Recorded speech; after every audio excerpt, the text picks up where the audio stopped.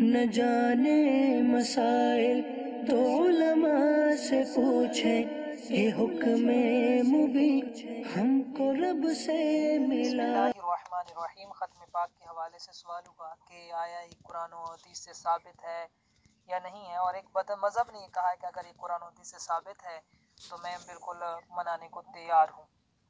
तो देखें, ख़त्म पाक शरीयत के रोशनी में इसकी असल इसाले सवाब है जो कि कुरान और सुन्नत से साबित है।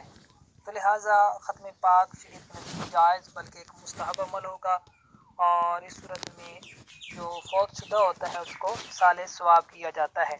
और अगर गौर किया जाए कि तो ये बात मालूम होगी कि ख़त्म पाक के अंदर चंद चीज़ें होती हैं। इसके अंदर इसाले सवाब होता है, और इसाले सवाब को किसी बुज़ुर्ग या रिश्तेदार की तरफ मंसूब किया जाता है। मसलन ये कहा जाता है कि ये मेरे वालिद मोहतरम के लिए, उनके इसाले सवाब के लिए ख़त्म पाक है। इसी तरह ख़त्म पाक के अंदर खाने पर कुरान पाक पढ़ा जाता है, और खाने पर खाना खाने से पहले हाथ उठाकर दुआ मांगी जाती है, और ख़त्म वगैरह के लिए दिन को मुकर्रर किया जाता है। अब ये तकरीबन 5 चीज़ें हैं जो ख़त्म पाक के अंदर मौजूद होती हैं, और ख़त्म पाक इन 5 चीज़ों का मजमूआ होता है कि इसके अंदर साले सवाब होता है। साले सवाब को किसी रिश्तेदार या बुज़ुर्ग की तरफ मंसूब किया जाता है, और खाने पर कुरान पाक पढ़ा जाता है, हाथ उठाकर दुआ की जाती है, और इसके लिए दिन मुकर्रर किया जाता है। तो ये जो 5 चीज़ें अलहदा ये कुरान और सुन्नत से बिल्कुल साबित हैं, बल्कि कुरान और सुन्नत से साबित है कि ये जायज़ और मुस्तहब अमल है। तो जब ये अलहदा चीज़ें जायज़ हैं और मुस्तहब अमल हैं, तो जो इन अलहदा चीज़ों का जो मजमूआ होगा जिसके अंदर ये पाँचों की पाँचों चीज़ें होंगी यानी ख़त्म पाक, तो वो भी बिल्कुल एक जायज़ अमल होगा। तो अब हम आते हैं कि इन अलहदा चीज़ों पर कुरान और हदीस से क्या क्या दलाइल मौजूद हैं कि ख़त्म पाक के अंदर एक इसाले सवाब होता है, और इसाले सवाब के जवाज़ पर बेशुमार दलाइल मौजूद हैं। चुनांचे सही मुस्लिम शरीफ के अंदर हदीस मारका है, हज़रत अबू हुरैरा रज़ियल्लाहु तआला अन्हु से रवायत है। आप फरमाते हैं कि अन्ना रजुलन काला लिन्नबी सल्लल्लाहु अलैहि वसल्लम इन अबी माता व तरका व लम यूसी फहल अन्हु इन अतसद्दकु अन्हु काला नअम।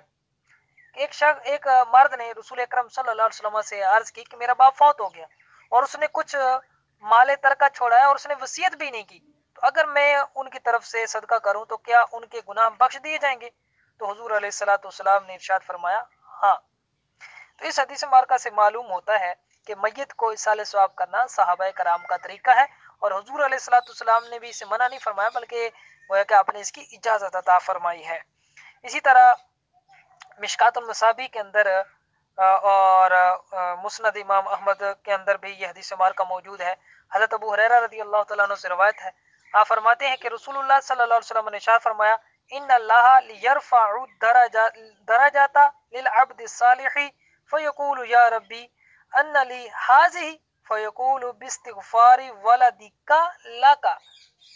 फरमाते हैं कि रसूलुल्लाह सल्लल्लाहु अलैहि वसल्लम ने फरमाया कि अल्लाह ताला ने जन्नत में एक बंदे का दर्जा बुलंद फरमाया, तो उसने अर्ज की कि ए मेरे रब, मेरा ये दर्जा किस वजह से बुलंद हुआ? तो अल्लाह तबारक तआला ने इरशाद फरमाया कि तेरे बेटे की तेरे लिए दुआए बख्शिश की वजह से। तो इससे भी ये साबित हुआ कि नेक बंदे या बुजुर्ग के लिए जो दुआए बख्शिश की जाए तो उसके दर्जात बुलंद किए जाते हैं। एक और इस हवाले से भी रिवायत मिशकातुल मसाबी के अंदर मौजूद है। हज़रत अब्दुल्लाह इब्न अब्बास रज़ियल्लाहु तआला अन्हु आप फरमाते हैं कि रसूलुल्लाह सल्लल्लाहु अलैहि वसल्लम ने फरमाया कि मैयत की हालत कब्र में समुद्र में डूबने वाले शख्स की तरह है जो गोते खा रहा हो, और वो मैयत उस दुआ का इंतजार करती है जो उसको उसके माँ बाप भाई और दोस्त की तरफ से पहुंचे। बस जब वो दुआ इस्तिगफार उस मैयत के पास पहुंचती है तो वो दुआ इस्तिगफार उसके नज़दीक दुनिया और तमाम दौलत से बढ़कर होती है, और बेशक अल्लाह ताला ज़मीन वालों की दुआ से कब्र वालों पर पहाड़ों के बराबर सवाब अता फरमाता है, और बेशक जिंदों की तरफ से मुर्दों के लिए बेहतरीन तोहफा दुआ इस्तिगफार है।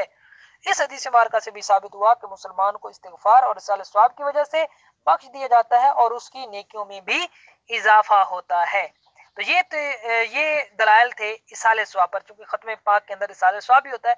अब दूसरी चीज़ कि इसाले सवाब को किसी बुजुर्ग या रिश्तेदार की तरफ मंसूब किया जाता है, तो आया इसके ऊपर क्या दलील मौजूद है? تو اس کے اوپر بھی بالکل دلیل موجود ہے۔ چنانچہ سنن ابو داؤد کتاب الزکوٰۃ کے اندر، سنن النسائی کتاب الوصایا کے اندر، اس کے علاوہ المعجم الکبیر طبرانی کے اندر بھی یہ حدیث مبارکہ موجود ہے۔ حضرت سعد رضی اللہ تعالیٰ عنہ سے روایت ہے کہ انہ سأل النبی صلی اللہ علیہ وسلم، کہ انہوں نے نبی کریم صلی اللہ علیہ وسلم سے سوال کیا، وقالا، اور انہوں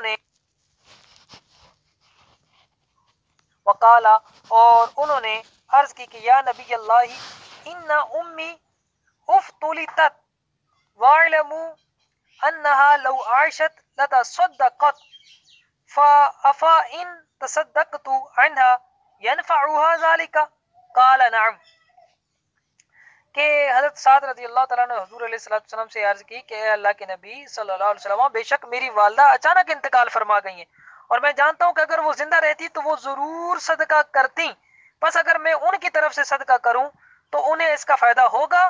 تو رسول اللہ صلی اللہ علیہ وسلم نے فرمایا کہ ہاں۔ تو پھر فسأل النبی صلی اللہ علیہ وسلم ایو صدقۃ انفع یا رسول اللہ صلی اللہ علیہ وسلم، تو انہوں نے نبی کریم صلی اللہ علیہ وسلم سے سوال کیا کہ کون سا صدقہ زیادہ نفع بخش ہے اے اللہ کے رسول صلی اللہ علیہ وآلہ وسلم؟ تو رسول اللہ صلی اللہ علیہ وسلم نے فرمایا کہ الماء، یعنی آپ نے فرمایا کہ پانی۔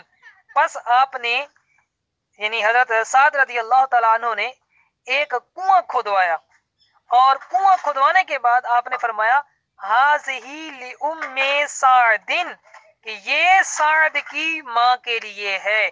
تو اب آپ غور کریں کہ حضرت سعد رضی اللہ تعالیٰ عنہ نے کنویں کے اوپر اپنی والدہ کا نام لیا، تو پتہ چلا کہ اگر کسی چیز کو اصال ثواب کیا جائے اور اس پر غیر اللہ کا نام لیا جائے تو یہ بالکل صحابہ کرام کا طریقہ ہے، اور یہ صحابہ کرام سے ثابت ہے، اور بالکل یہ شرک وغیرہ نہیں ہے۔ تو یہ دوسری چیز بھی ثابت ہو گئی جو ختم پاک کے اندر ہوتی ہے۔ ختم پاک کے اندر ایک چیز یہ ہے کہ اس میں قرآن پاک کھانے کے اوپر پڑھا جاتا ہے، اس کے اوپر بھی بالکل دلائل موجود ہیں۔ چنانچہ پارہ 8 سورۃ الانعام کی آیت نمبر 118 ہے، اللہ رب العزت ارشاد فرماتا ہے فَكُلُوا مِمَّا ذُكِرَ اسْمُ اللَّهِ عَلَيْهِ إِن كُنتُم بِآيَاتِهِ مُؤْمِنِينَ، فرمایا کہ پس تم کھاؤ اس میں سے کہ جس پر اللہ کا نام لیا گیا ہو، اگر تم اس کی آیتیں مانتے ہو۔ اس آیت مبارکہ کا شان نزول بالکل خاص ہے کہ جس جانور پر ذبح کے وقت اللہ کا نام لیا گیا ہو تو اس کو کھا لو کہ وہ حلال ہے، بشرطے کہ ذبح کرنے والا مسلمان ہو۔ لیکن اس آیت کریمہ کا حکم عام ہے کہ جس پاکیزہ چیز پر بھی اللہ کا اسم گرامی لیا گیا ہو تو اس کا کھانا جائز ہوگا اور وہ چیز پاکیزہ ہوگی۔ تو لہٰذا جو ختم پاک ہوتا ہے اس کے علاوہ بھی دیگر چیزیں ہیں، تیجا ہے، 10واں ہے، 40واں ہے، سالانہ ہے، برسی، 11ویں شریف ہے، 12ویں شریف ہے، تو اس میں کھانا کے اوپر جو ہے وہ قرآن پاک پڑھا جاتا ہے، درود و سلام پڑھا جاتا ہے، تو بالکل جائز ہے۔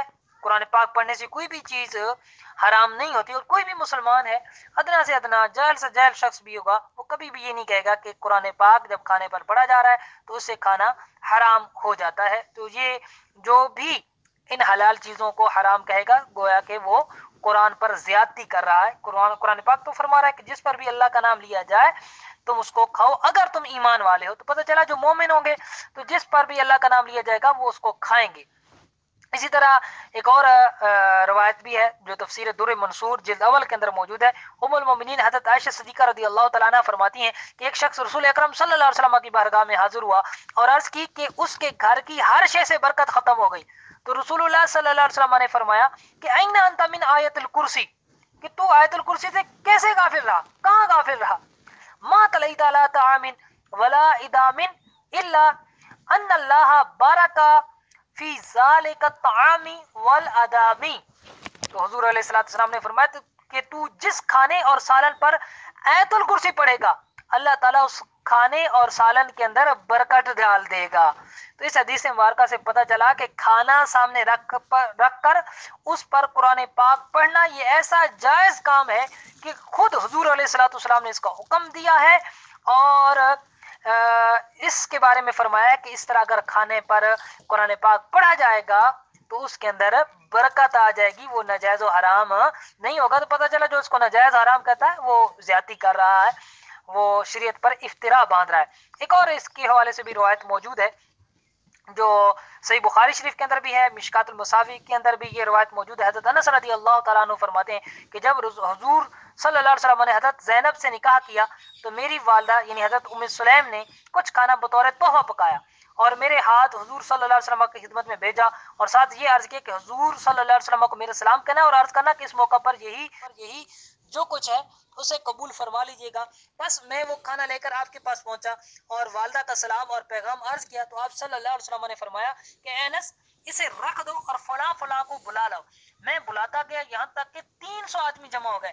پھر میں نے دیکھا کہ وضع یدیہ علی تلک الحیصۃ وتکلم بما شاء اللہ، کہ آپ صلی اللہ علیہ وسلم نے اس کھانے پر اپنا دست مبارک رکھا اور اللہ نے جو چاہا آپ نے پڑھا۔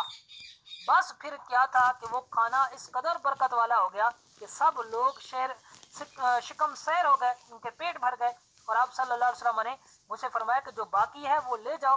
بس میں نے جب اس بقیہ کھانے کو دیکھا تو میں اندازہ نہ کر سکا کہ جو میں لایا تھا وہ زیادہ تھا یا یہ زیادہ ہے جو حضور صلی اللہ علیہ وسلم نے مجھے عطا کیا ہے۔ تو اس حدیث مبارکہ سے بھی ثابت ہوا کہ رسول اکرم صلی اللہ علیہ وسلم نے کھانا سامنے رکھ کر اس پر قرآن پاک پڑھا اور دعائے برکت کی، جس سے کھانے کے اندر برکت پڑ گئی۔ تو لہٰذا ختم پاک کے وقت کھانا سامنے رکھ کر قرآن پاک کی تلاوت کرنا، قرآن پاک پڑھنا تو اس حدیث مبارکہ سے ثابت ہوتا ہے، اور یہ بھی ثابت ہوتا ہے کہ ایسا کرنا وہ برکت کا باعث ہوتا ہے۔ اب چوتھی چیز یہ ہے کہ کھانے کے وقت جب کھانا ہوتا ہے تو اس پر کھانا کھانے سے پہلے ہاتھ اٹھا کر دعا کی جاتی ہے۔ تو یہ دعا کہاں سے ثابت ہے؟ تو یہ بھی حدیث مبارکہ سے ثابت ہے۔ چنانچہ سنن ابو داؤد کتاب الادب کے اندر یہ حدیث مبارکہ موجود ہے۔ حضرت سعد رضی اللہ تعالیٰ عنہ سے روایت ہے کہ فرماتے ہیں کہ رفع رسول اللہ صلی اللہ علیہ وسلم یدیہ وهو يقول اللهم اجعل صلاتك ورحمتك على آل سعد بن عبادة قال ثم اصاب رسول اللہ صلی اللہ علیہ وسلم من الطعام۔ حضرت سعد سے روایت ہے کہ رسول اللہ صلی اللہ علیہ وسلم نے مبارک ہاتھ اٹھا کر دعا فرمائی کہ اے اللہ سعد بن عبادہ رضی اللہ تعالیٰ عنہ کے گھر والوں کو رحمت اور برکت عطا فرما۔ اس کے بعد رسول اکرم صلی اللہ علیہ وسلم نے کھانا تناول فرمایا۔ اس حدیث مبارکہ سے ثابت ہوا کہ کھانے سے پہلے ہاتھ اٹھا کر دعا کرنا یہ رسول اللہ صلی اللہ علیہ وسلم کی سنت مبارکہ ہے۔ اب پانچویں چیز کہ ختم پاک کے لیے دن مقرر کیا جاتا ہے، یہ کہاں سے ثابت ہے؟ یہ بھی بالکل احادیث سے ثابت ہے کہ ختم پاک ایک نیک اور جائز کام ہے، اور نیک اور جائز کام کے لیے دن مقرر کرنا یہ حضور علیہ الصلوۃ والسلام سے بھی ثابت ہے، صحابہ کرام سے بھی ثابت ہے۔ اس پر ایک دلیل صحیح بخاری شریف کتاب فضل الصلاۃ کے اندر یہ روایت موجود ہے۔ حضرت عبداللہ بن عمر رضی اللہ تعالیٰ عنہ فرماتے ہیں کہ کان نبی صلی اللہ علیہ وسلم یاتی مسجد قباء کل سبت ماشیا وراکبا وکان عبداللہ بن عمر یفعلہ۔ فرماتے ہیں کہ رسول اکرم صلی اللہ علیہ وسلم ہر ہفتے کو کبھی پیدل اور کبھی سوار ہو کر مسجد قباء تشریف لے جاتے تھے، اور حضرت عبداللہ بن عمر رضی اللہ تعالیٰ عنہما بھی ایسا کرتے تھے۔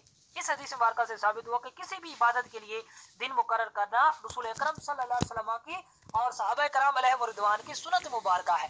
اس کے علاوہ ایک اور اس پر روایت موجود ہے جو صحیح بخاری شریف کتاب العلم کے اندر موجود ہے۔ حضرت ابو وائل رضی اللہ تعالیٰ عنہ آپ فرماتے ہیں کہ کان عبداللہ بن مسعود رضی اللہ تعالیٰ عنہ یذکر الناس فی کل خمیس۔ آپ فرماتے ہیں کہ حضرت عبداللہ بن مسعود رضی اللہ تعالیٰ عنہ ہر جمعرات کو واعظ فرمایا کرتے تھے، اور واعظ کرنا ایک نیکی کا کام ہے، ثواب کا کام ہے، اور صحابی رسول حضرت عبداللہ بن مسعود رضی اللہ تعالیٰ عنہ اس نیک کام کے لیے آپ نے دن مقرر کیا ہوا تھا۔ تو اس سے ثابت ہوا کہ نیک کاموں کے لیے دن کو مقرر کرنا یہ صحابہ کرام کی سنت ہے۔ تو دیکھیں ختم کے اندر جو 5 چیزیں تھیں، اصال ثواب کو کسی بزرگ رشتہ دار کی طرف منسوب کرنا، کھانے پر قرآن پاک پڑھنا، ہاتھ اٹھا کر دعا کرنا، اور دن مقرر کرنا ختم پاک کے لیے، یہ ساری چیزیں علیحدہ علیحدہ قرآن و حدیث سے ثابت ہیں، اور جو علیحدہ علیحدہ چیزیں ثابت ہوں، جائز ہوں، جب وہ کسی چیز کے اندر وہ چیزیں جمع ہو جائیں تو وہ چیز بھی بالکل جائز ہوتی ہے۔ تو ختم پاک کے اندر چونکہ یہ 5 چیزیں ہوتی ہیں، لہذا ختم پاک بالکل جائز اور ایک مستحب عمل ہے، اور اگر اس پر یہ دلائل نہ بھی ہوں، ان کے لیے اتنا بھی کافی ہے کہ قرآن اور حدیث نے ختم پاک سے منع نہیں کیا. جس چیز سے قرآن اور حدیث نے منع نہ کیا وہ چیز جائز ہوتی ہے، جیسے کہ سنن ترمذی شریف کے اندر، مشکات المصابی کے اندر، المستدرک للحاکم کے اندر، سنن ابن ماجہ کے اندر، المعجم الکبیر للطبرانی کے اندر یہ روایت موجود ہے. حضرت سلمان رضی اللہ تعالیٰ عنہ سے روایت ہے، آپ فرماتے ہیں کہ رسول اللہ صلی اللہ علیہ وسلم نے فرمایا الحلال ما احل اللہ فی کتابہ والحرام ما حرم اللہ فی کتابہ وما سکت عنہ فہو مما عفا عنہ، کہ حلال وہ ہے جسے اللہ تعالیٰ نے اپنی کتاب میں حلال قرار دیا، حرام وہ ہے جسے اللہ تعالیٰ نے اپنی کتاب میں حرام قرار دیا، اور جس چھوٹی ہو گئے فرمائی ہے وہ اس میں سے ہے کہ جس سے اللہ تعالیٰ نے معاف رکھا ہے. تو جب قرآن ختم قرآن کے بارے میں نہ قرآن نے اس کو حرام قرار دیا ہے، نہ جائز قرار دیا ہے، نہ حدیث نے اس کو حرام و ناجائز قرار دیا ہے، تو لہٰذا یہ بھی بالکل جائز ہے، اور جو اس کو ناجائز کہے گا وہ قرآن و سنت پر افتراء باندھنے والا ہوگا. واللہ اعلم ورسولہ اعلم عز وجل وصلی اللہ علیہ